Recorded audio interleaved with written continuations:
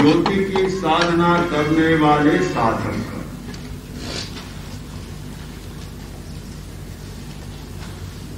हम सब जो इस प्रेक्षा ध्यान शिविर में एकत्र हैं, दुख से मुक्त होना चाहते।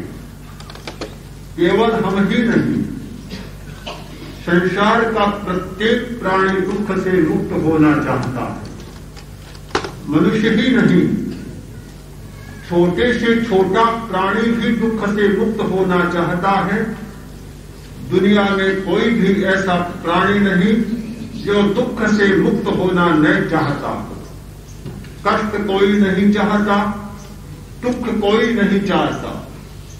हर व्यक्ति, हर प्राणी सुख चाहता है, दुख नहीं चाहता। यह एक प्राकृतिक नियम है और इतना सार्वभौम नियम है कि जिसका अपवाद कोई नहीं मिलता। हम दुख से मुक्त होना चाहते हैं पर मुक्त नहीं होते। ये क्यों? जो चाह है वह पूरी होनी चाहिए पर नहीं होते दुख से मुक्त। तो इसके पीछे जो एक रहस्य है, उस रहस्य को समझना हमें जरूरी है। दुख और सुख ये दो हैं। हम इस बात को न भूलें कि दुख करने वाले हम ही हैं और सुख करने वाले हम ही हैं। हम ही दुख का बीज बोते हैं, हम ही उसे अंकुरित करते हैं, पल्लवित करते हैं, पुष्पित करते हैं और उस पौधे को बढ़ाते हैं। दूसरा कोई नहीं। हमारी यह बहुत बड़ी भ्रांति है कि हम किसी दूसरे को दुख देने वाला मानते हैं। ये भ्रांति टूटनी चाहिए कि दुनिया में कोई दुख देने वाला नहीं है।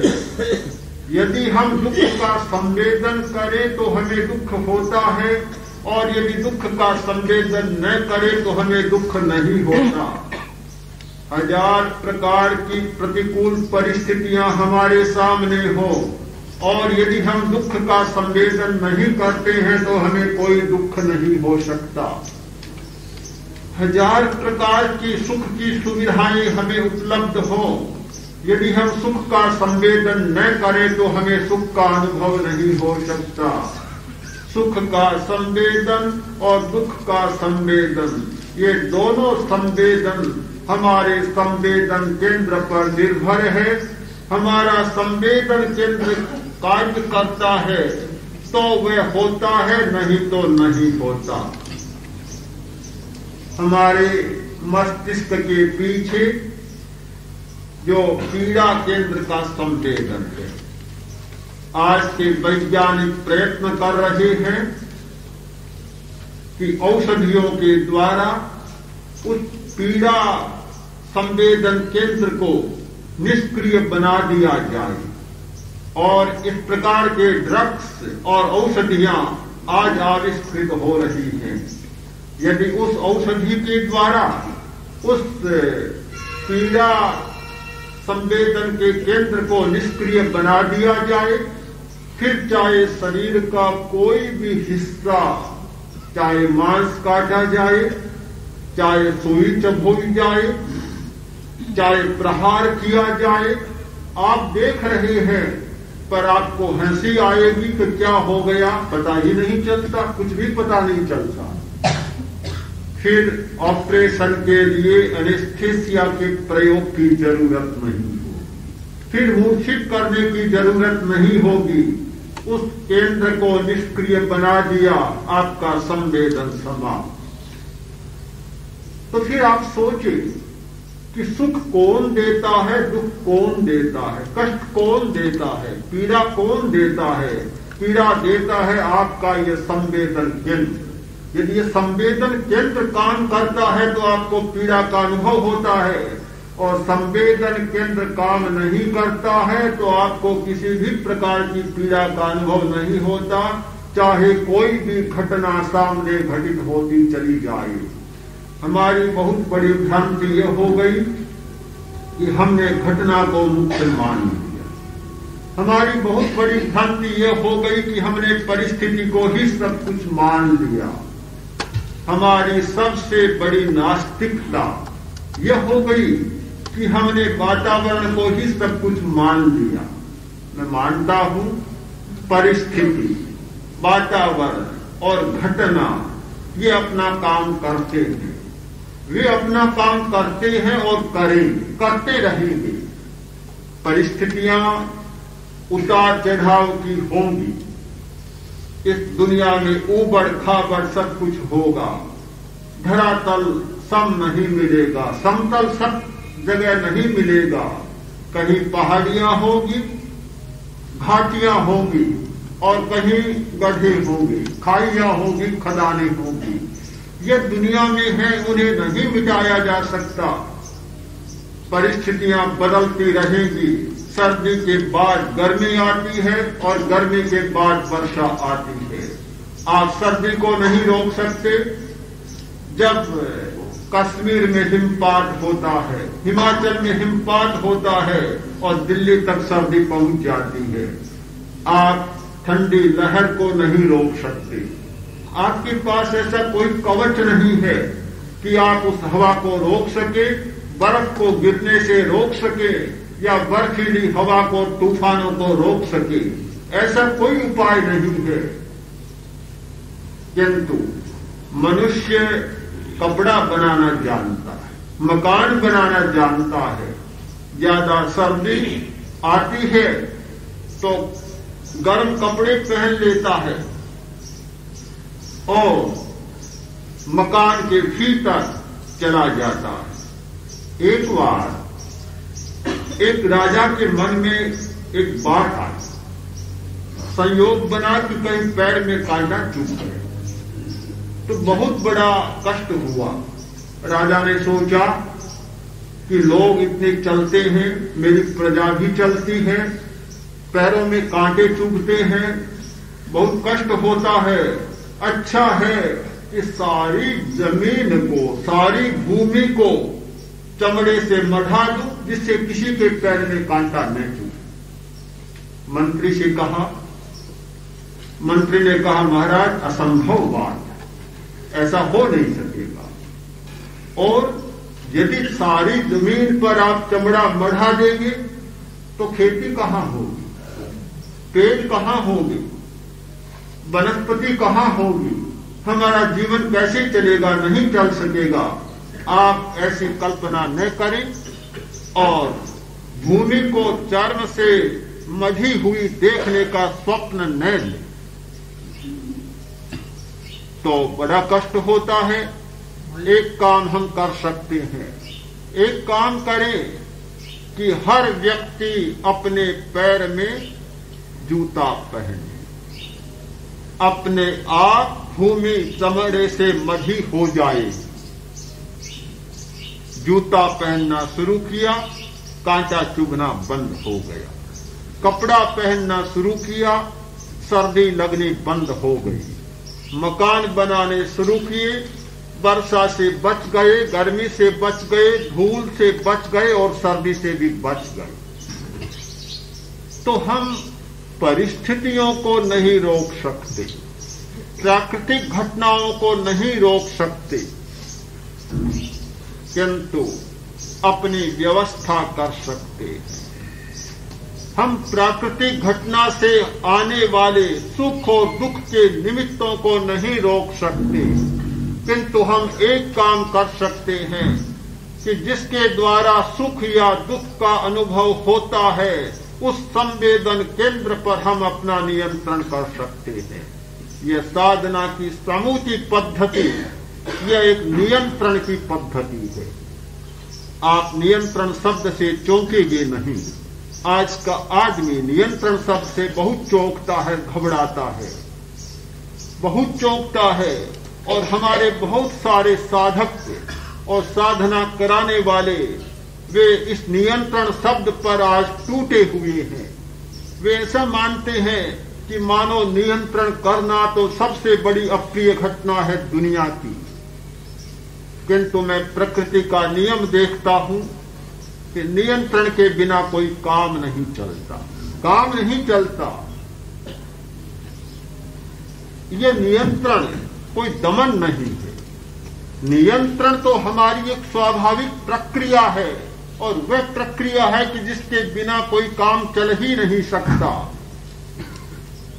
एक को बंद करना पड़ेगा और एक को खोलना पड़ेगा।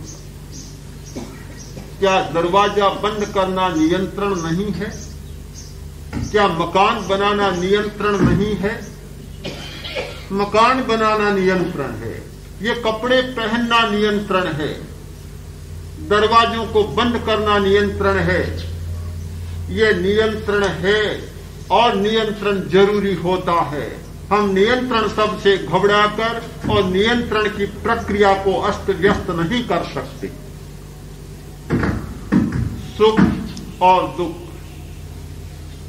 दुख से मुक्त होना चाहते हैं तो दुख देने वाले संवेदन केंद्रों पर नियंत्रण करना होगा। हमारे नियंत्रण की प्रक्रिया होगी प्रेक्षा। प्रेक्षा, हम केवल वाचिक नियंत्रण नहीं कर सकते, केवल वाणी के द्वारा नियंत्रण नहीं कर सकते। नियंत्रण के लिए हमें अभ्यास करना होगा और हमें प्रयोगों से गुजरना होगा। प्रयोगों के द्वारा ही यह नियंत्रण किया जा सकता है।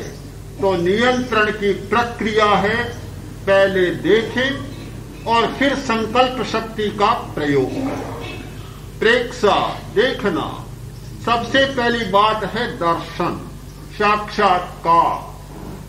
साक्षात्कार ये मानना नहीं है, ये केवल दूसरे के सहारे चलना नहीं है, न शब्दों का सहारा, न किसी मान्यता का सहारा, अपना साक्षात्कार, अपना अनुभव। अनुभव बहुत खतरनाक चीज है। आज के विज्ञान ने जितना विकास किया अनुभव के आधार पर किया। एक ज्ञान पढ़ा पढ़ाया ज्ञान होता है और एक प्रयोग सिद्ध ज्ञान होता है। प्रयोग सिद्ध ज्ञान का नाम है अनुभव। जो बात हमारी कसौटी से कसी जाती है और कसौटी पर कसने पर खरी उतरती है, वह हमारा अनुभव बन जाता है।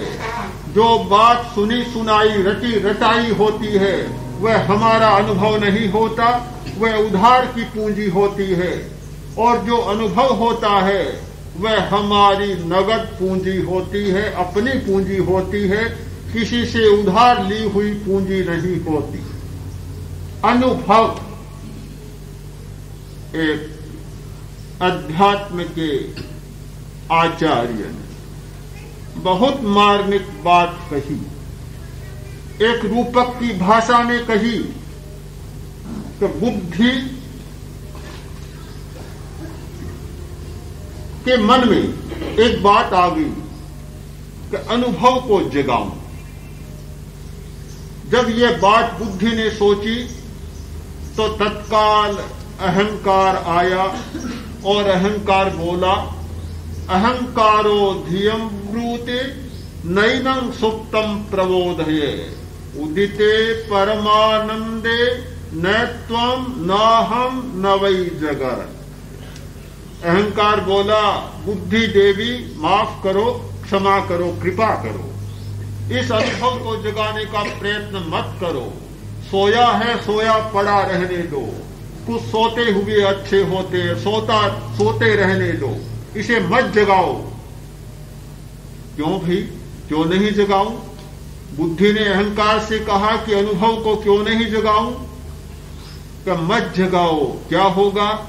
उदिते परमानंदे, जब यह परम आनंद जागृत हो जाएगा, न त्वं, तेरा अस्तित्व समाप्त, बुद्धि का अस्तित्व समाप्त। ना हम और मेरा अस्तित्व भी समाप्त, यानी अहंकार का अस्तित्व भी समाप्त, और न वही जगत, ये जगत का अस्तित्व भी समाप्त। फिर न तू रहेगी, न मैं रहूंगा, न जगत रहेगा, हम सब समाप्त हो जाएंगे। इसको मत जगाओ, सोते रहने दो। ये सोया शेर है, इसे सोते ही रहने दो। शेर जाग गया तो फिर सामने कोई टिकेगा नहीं। अहंकार ने कहा, बुद्धि ने बात नहीं मानी, तो इतने में ममकार और आया। ममकार ने भी यही बात कही, ममकारो धियम ब्रूते नैनम सुप्तम प्रबोधे उदिते परमानंदे नत्वम नाहम न वै जगत। देवी, इसको मत जगाओ, मैं ठीक कहता हूं, इसे मत जगाओ। और इसे जगा दिया तो फिर अपना अस्तित्व इस दुनिया में नहीं रहेगा। सचमुच हम बुद्धि के कुछ क्षणों में आते हैं और बुद्धि में एक प्रेरणा जागती है कि अनुभव को जगाया जाए। अनुभव जागे, अनुभव जागे, बुद्धि की सीमा समाप्त हो और अनुभव की सीमा का प्रारंभ हो, अनुभव जागे। किंतु जब जब हम अनुभव को जगाने का प्रयत्न करते हैं, हमारी बुद्धि का कोई उपयोग होता है, कोई प्रेरणा जागती है, तो तत्काल हमारे सामने अहंकार और ममकार आकर खड़े हो जाते हैं और बुद्धि को रोकना चाहते हैं कि अनुभव को मत जगाओ, इस परम आनंद को मत जगाओ। जब ये परम आनंद जागा और कि सारी दुनिया का अस्तित्व हमारे लिए समाप्त हो जाएगा। हम जो जीवन जीते हैं, उस जीवन में 4 स्थितियां हमारे सामने होती हैं। व्याधि, आधि, उपाधि और समाधि। हम समाधि पर जाना चाहते हैं, यानी परम आनंद की अवस्था में पहुंचना चाहते हैं, सुख की अवस्था में पहुंचना चाहते हैं, समाधि चाहते हैं। हमारा सारा ये शिविर का प्रयत्न ये समाधि का प्रयत्न है। हमारी यात्रा समाधि की यात्रा है। हमारा प्रस्थान समाधि की दिशा में प्रस्थान है। प्रत्येक साधक समाधि के लिए अपने आप को समर्पित करके आया है, किंतु समाधि तक पहुंचने के लिए बहुत लंबी यात्रा करनी पड़ती है और उस यात्रा में बहुत बड़े 3 हैं विघ्न। 3 विघ्न हमारे सामने आते हैं। एक व्याधि, दूसरा आधि और तीसरा उपाधि। इन तीनों अवरोधों को, तीनों विघ्नों को पार करें तो हम समाधि तक पहुंच सकते हैं, अन्यथा समाधि तक नहीं पहुंच सकते। कोई भी व्यक्ति परम आनंद तक पहुंचना चाहता है, कोई भी व्यक्ति सुख तक पहुंचना चाहता है, अनुभव को जगाना चाहता है, उसे इन 3 अवरोधों को पार करना ही होगा, अन्यथा वह नहीं जा सकता। सबसे पहली बात है व्याधि। एक ही संस्कृत के धातु से 4 शब्द बने, एक ही धातु से। समाधि भी इसी धातु से बना है, किंतु पहले तीनों को पार करना होगा। व्याधि यानी शारीरिक बीमारी। जब तक हम शरीर की बीमारियों को ठीक नहीं कर पाते, तब तक समाधि तक नहीं पहुंच सकते। समाधान मिले कहां? बीमारियां सताने लगती है। ध्यान करने बैठे और पहले दिन यही स्थिति आती है कि पैरों में दर्द होता है। ध्यान करें या पैरों को संभालें? सीधा बैठने में कठिनाई होती है, रीढ़ की हड्डी को सीधा रखना नहीं जानते, बड़ी कठिनाई होती है। तो ध्यान करें या रीढ़ पर ध्यान दें। दीर्घ श्वास लेते हैं तो फेफड़े में दर्द होता है, पेट में दर्द होता है। छोटा बच्चा बोला अभी कि ध्यान पेट पर दूं या नथुनों में दूं, कहां केंद्रित करूं? ध्यान केंद्रित करना है नथुनों में, श्वास को देखना है, किंतु पेट फूलता है लंबा श्वास लेने से तो पेट में दर्द होता है। हमारा अभ्यास ही नहीं कि लंबा श्वास ले, हम नहीं जानते कि दीर्घ श्वास लेना चाहिए। हमने तो दीर्घ श्वास पर कभी ध्यान ही नहीं दिया, जरूरी भी नहीं समझा कि श्वास हमारे लिए कोई जरूरी है, और समझा तो इतना सा समझा कि फेफड़ा थोड़ा फूल जाना चाहिए। यह तो कोई दीर्घ श्वास नहीं होता। फेफड़ा फूलना श्वास के लिए बहुत कोई अच्छी बात नहीं है। फूलना पेट चाहिए, पेट तक पहुंचे, वहां तक स्पंदन पहुंचे तो दीर्घ श्वास होता है। तो ध्यान कहां रखे? व्याधि हमें सताती है, शरीर की क्रिया हमें सताती है, बीमारियां सताती हैं, और जब बीमारियां आती हैं तो समाधि की बात नहीं होती। समाधि तक पहुंचने के लिए व्याधि पर नियंत्रण करना जरूरी। व्याधि को देखें और व्याधि पर नियंत्रण करें। आप अपने कर्तृत्व पर भरोसा करें कि अपने कर्तृत्व के द्वारा आप व्याधि पर नियंत्रण पा सकते हैं। रक्तचाप एक व्याधि है, किंतु ध्यान की क्रिया के द्वारा रक्तचाप पर नियंत्रण पाया जा सकता है। तापमान कम हो जाता है, बढ़ जाता है, रक्ताणुओं की प्रक्रिया बढ़ जाती है, उस पर नियंत्रण पाया जा सकता है। आर्थराइटिस पर नियंत्रण पाया जा सकता है, और भी अनेक व्याधियों पर नियंत्रण पाया जा सकता है। पहले देखें और फिर नियंत्रण पाए। सबसे पहले देखना जरूरी है, देखें, जानें और फिर नियंत्रण करें। इस शरीर में इतने नियंत्रण कक्ष हैं, इतनी नियंत्रण की शक्तियां हैं कि यदि हम ठीक जान लें तो बहुत दवाइयों की जरूरत नहीं होगी, और आगे बढ़ जाए तो शायद बहुत कम जरूरत रहेगी। किंतु हमने तो एक मान लिया कि व्याधि को मिटाने का कोई परमात्मा है, बड़ा उपाय है, तो डॉक्टर और दवाइयां, पेटेंट दवाइयां है। गोलियां खाते चले जाओ और व्याधि को भुगतते चले जाओ, और एक के बाद एक नई व्याधि को पैदा करते चले जाओ। देखना नहीं जानते, नियंत्रण करना नहीं जानते।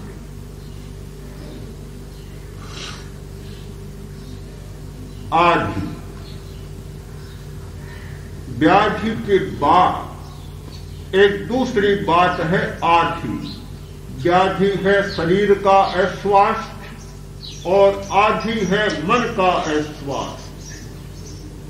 मानसिक स्वास्थ्य के प्रति तो हम बहुत ही लापरवाह, और जितने मन की उपेक्षा करते हैं शायद किसी बात की नहीं करते, जबकि मन से हमें बहुत काम लेना होता है, पर मन के प्रति हम बहुत कम ध्यान देते हैं।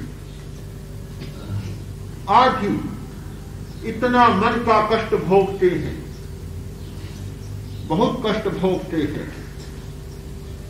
कभी प्रियता की बात और कभी अप्रियता की बात, कभी प्रिय संवेदन और कभी अप्रिय संवेदन हमारे सामने आता है, दुखी बन जाते हैं, दुखी बन जाते हैं। पदार्थों के होते हुए दुखी बन जाते हैं। जिन पदार्थों पर हमारा सबसे ज्यादा भरोसा है, उन पदार्थों के होते हुए हम दुखी बन जाते हैं, भारी बन जाते हैं।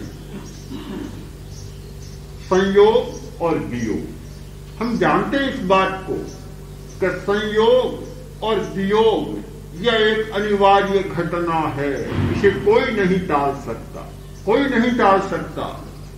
अनिवार्य घटना, नियत घटना है, निश्चित नियम है कि संयोग होता है, वियोग होता है। संयोग होगा तो वियोग निश्चित ही होगा। संयोग होना कोई दुख नहीं है, वियोग होना कोई दुख नहीं है। संयोग होना कोई सुख नहीं है, वियोग होना कोई सुख नहीं है। पर हमने अपनी भ्रांति के कारण संयोग को भी दुख का हेतु मान लिया। अनचाही वस्तु का संयोग मिलता है, आदमी तत्काल दुखी बन जाता है। चाही वस्तु का वियोग होता है, आदमी तत्काल दुखी बन जाता है। और संयोग से भी दुखी और सुखी बनता है। हम देखते हैं मृत्यु एक अनिवार्य घटना है। जो जन्म लेता है निश्चित ही मरता है, पर उस नियति के नियम पर, अनिवार्य घटना पर भी हम सुखी और दुखी होते हैं। कोई प्रिय व्यक्ति चला जाता है, बड़ा दुख होता है, और अपना शत्रु चला जाता है तो बड़ा सुख भी होता है, बड़ा सुख होता है। हमने अपने मन में इतनी भ्रांतियां पाल रखी हैं, इतने सामने चित्र, मानसिक चित्र खड़े कर रखे हैं कि उन चित्रों को देखकर हम सुखी और दुखी बनते हैं। उन प्रतिबिंबों को देखकर हम सुखी और दुखी बनते हैं। छोटी छोटी कहानियां हैं, किंतु बहुत ही हमारी मन की स्थिति को भी स्पष्ट करती हैं। पड़ोसी के घर में बिलोना होता और उसकी पड़ोसी बहुत दुखी होती। तो बेटे ने कहा, मां तुम इतनी दुखी क्यों रहती हो, क्यों इतना संताप करती हो, क्यों इतना शोक करती हो?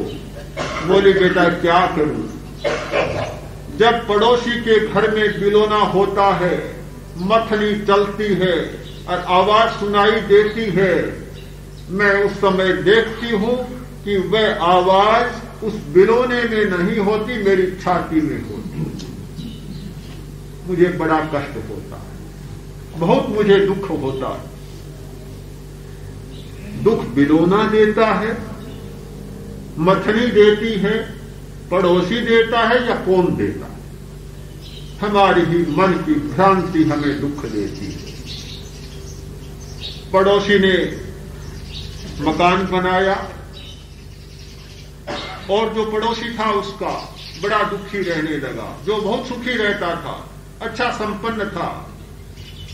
मित्रों ने पूछा, तुम आजकल रुआंसे से उदास उदास क्यों रहते हो? अरे भाई क्या करूं, बड़ा सुखी था, पर दूसरे मेरे पड़ोसी ने मुझसे ऊंचा मकान बना लिया, तब से मैं बड़ा दुखी हो गया। दुखी कौन करता है? क्या बड़ा मकान उसे दुखी बना रहा है?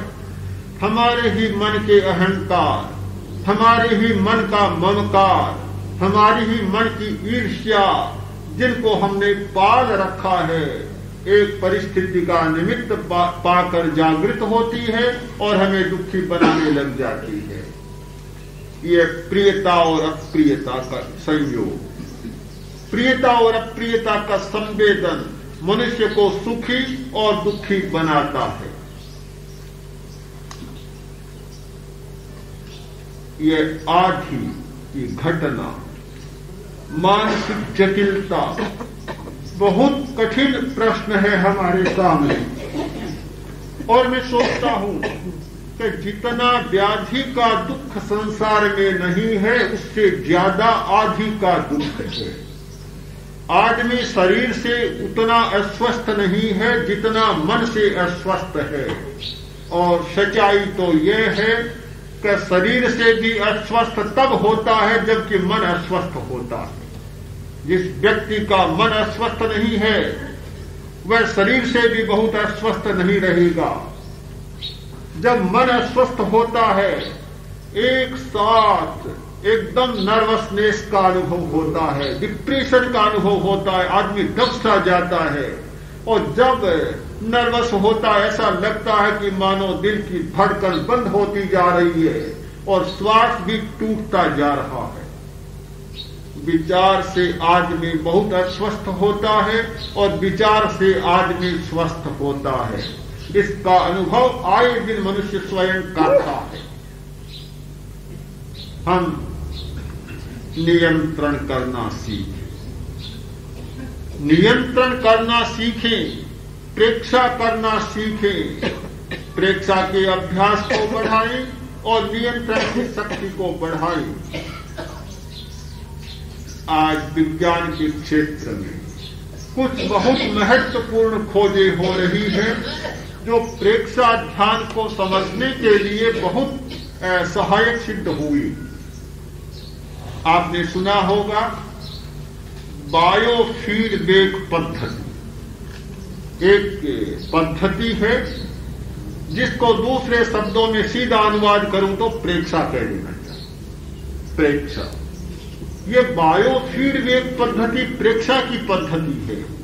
ये इतना ही अंतर है कि हम प्रेक्षा का अभ्यास करते हैं अपनी चेतना के द्वारा और बायोफीडबैक पद्धति में प्रयोग होता है उपकरणों के द्वारा, यंत्रों के द्वारा। किंतु वास्तव में वह भी एक प्रेक्षा की पद्धति है। हम प्रेक्षा के समय देखते हैं कि हमारे शरीर में क्या परिवर्तन हो रहे हैं, क्या क्रियाएं और प्रतिक्रियाएं हो रही हैं।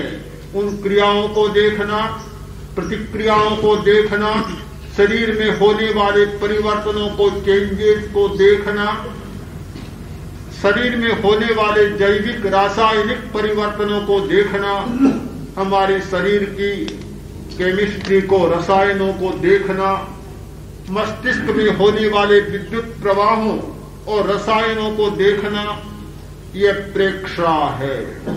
ये सारी की सारी बातें उस पद्धति के द्वारा यंत्रों के माध्यम से जानी जाती।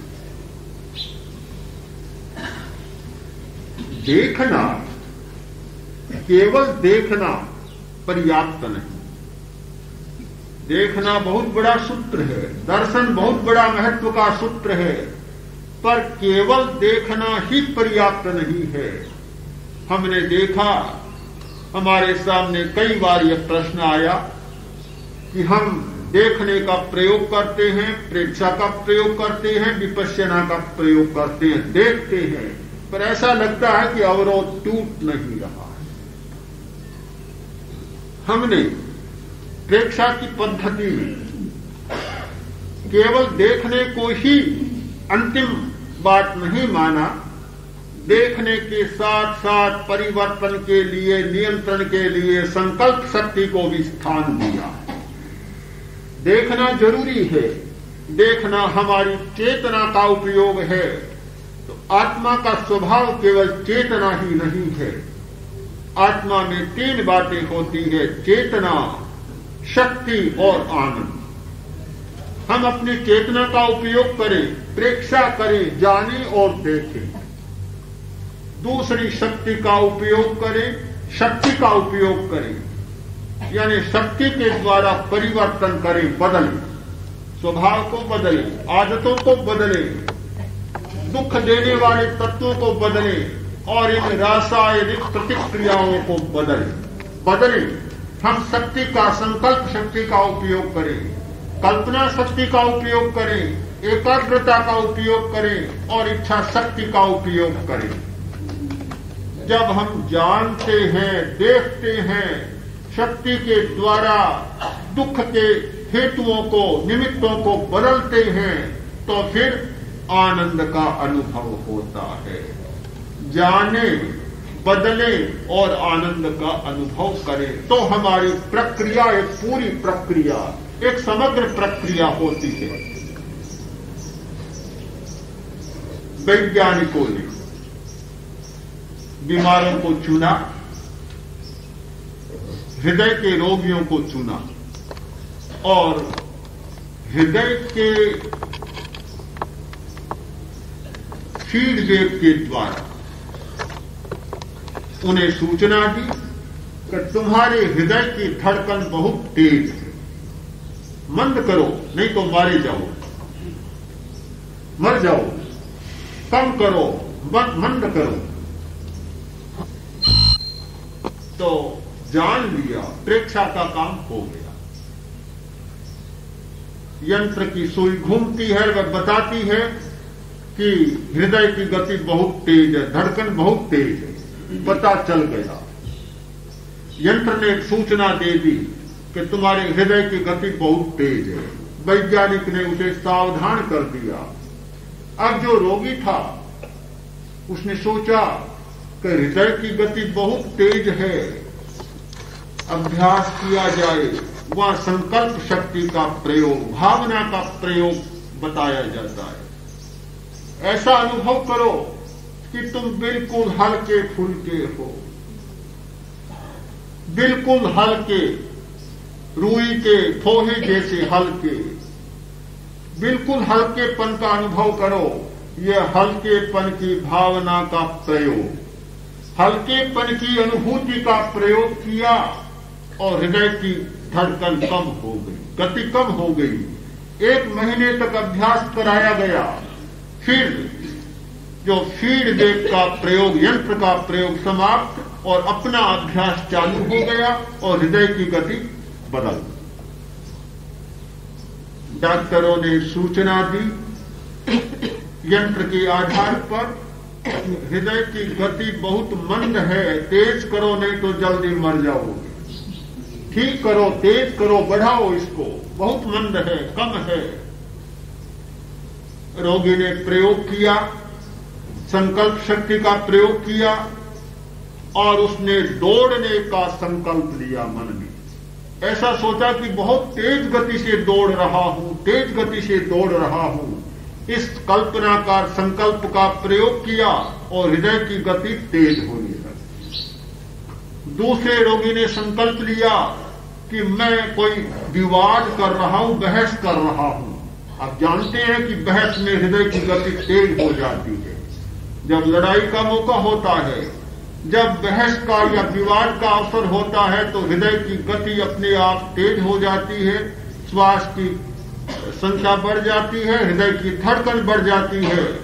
तो बहस की संकल्पना ली, दौड़ने की कल्पना ली और हृदय की गति तेज हो गई। प्रेक्षा और संकल्प। प्रेक्षा की पता चल गया कि स्थिति क्या है, क्या हो रहा है, पता चल गया। संकल्प की शक्ति का प्रयोग किया और परिवर्तन आ गया।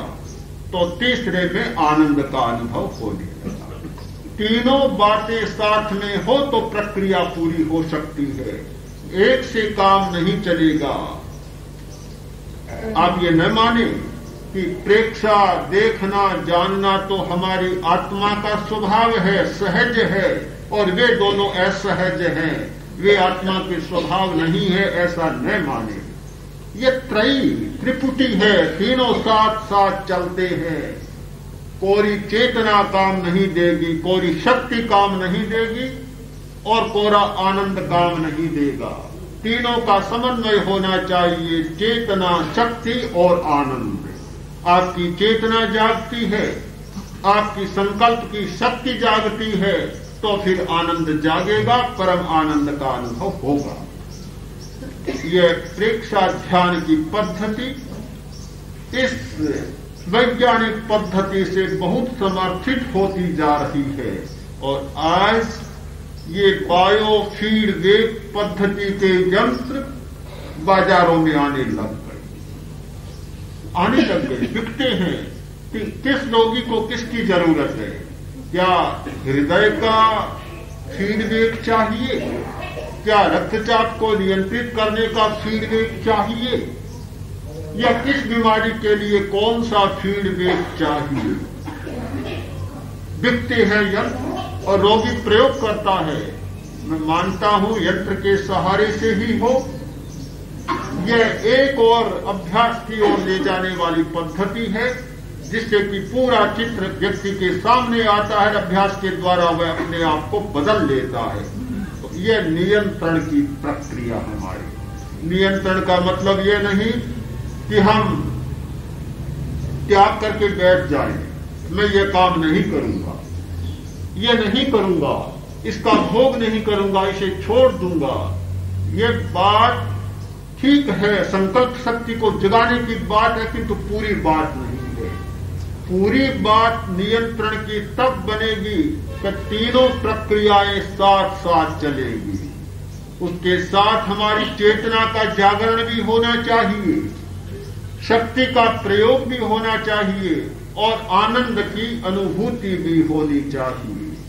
हमने प्रेक्षा का अभ्यास किया, संकल्प शक्ति को जगाया और आनंद का अनुभव नहीं हुआ, तो मानना चाहिए कि चेतना को देखने की प्रेक्षा की बात पूरी हुई नहीं, कहीं न कहीं कोई त्रुटि रह गई। यदि हमने संकल्प शक्ति का प्रयोग किया और परिवर्तन कुछ भी नहीं हो रहा है, तो समझना चाहिए कि संकल्प शक्ति का प्रयोग ठीक हुआ नहीं है, कहीं न कहीं कोई त्रुटि रह गई है। आनंद है निष्पत्ति, आनंद है कसौटी। आप अपने अभ्यास को इस कसौटी से कसते चले जाएं कि मैं जो कर रहा हूं मुझे आनंद का अनुभव हो रहा है या नहीं हो रहा है। आनंद का अनुभव हो रहा है तो आप ठीक समझे कि सारी क्रिया ठीक चल रही है, और यदि आनंद का अनुभव नहीं हो रहा है तो फिर ध्यान दें कि कहीं न कहीं कोई भूल हो